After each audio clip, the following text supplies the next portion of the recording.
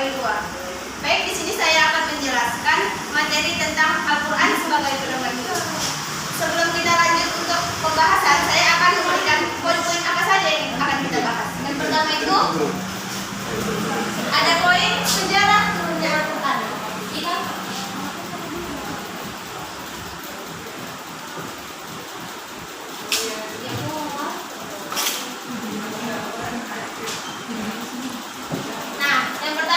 Sejarah turunnya Al-Quran. Jadi Al-Quran itu diturunkan melalui perantara malaikat Jibril dan disampaikan langsung kepada Nabi Muhammad SAW. Di mana dalam proses penurunan Al-Quran ini selama 22 tahun, 2 bulan dan 22 hari secara berangsur-angsur. Selanjutnya wahyu pertama yang turun dalam Al-Quran ini yaitu Quran surah Al-Alaq ayat 1 sampai 5. Pada malam 17 Ramadan di Gua Hira. Selanjutnya untuk wahyu yang kedua itu turunnya di jeda waktu selama 3 tahun. Selanjutnya dia itu terbagi di 2 tempat, di mana di Mekah dan di Madinah. Jadi di Mekah itu surah itu turunnya 86 surah itu selama 13 tahun, di mana surah itu disebut dengan surah Makkiyah. Selanjutnya di Madinah terdapat 28 surah yang selama 10 tahun yang dinamakan surah itu dinamakan dengan surah Madaniyah. Selanjutnya ada nama-nama Al-Quran.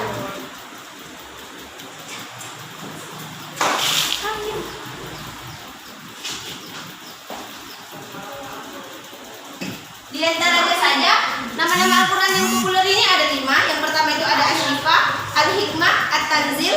Selanjutnya ada Al-Furqan sama Al-Kitab.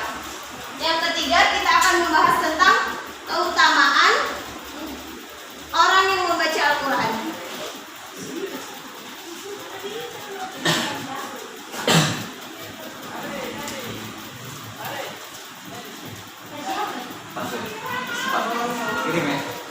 Jadi di sini saya akan menjelaskan beberapa keutamaan orang yang membaca Al-Quran.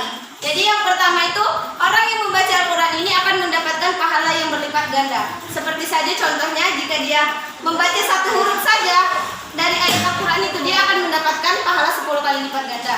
Selanjutnya yang kedua, jika kita membaca Al-Quran, mengamalkan isi kandungannya, memahaminya, selanjutnya kita mengamalkannya di setiap hari kita aktivitas, kita akan dinaikkan derajat kita sama Allah Subhanahu wa taala. Selanjutnya, jika kita membaca Al-Quran, di hari kiamat nanti kita akan ditolong oleh Allah Subhanahu wa taala. Poin yang keempat yaitu tentang perilaku orang yang berpegang teguh terhadap Al-Quran.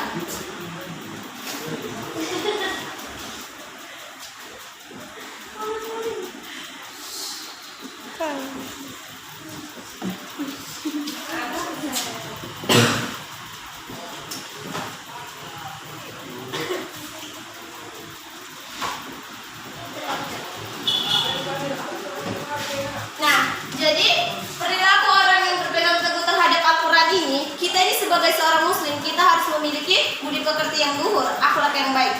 Jadi dengan itu, barulah kita bisa disebut orang yang berpegang teguh terhadap Al-Quran.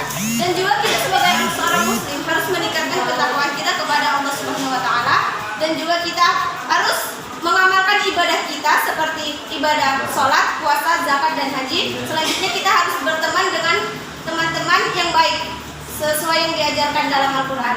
Mungkin ini saja yang dapat saya jelaskan, lebih dan kurangnya saya mohon maaf. Sekian. Billahi taufiq wal hidayah. Wassalamualaikum warahmatullahi wabarakatuh.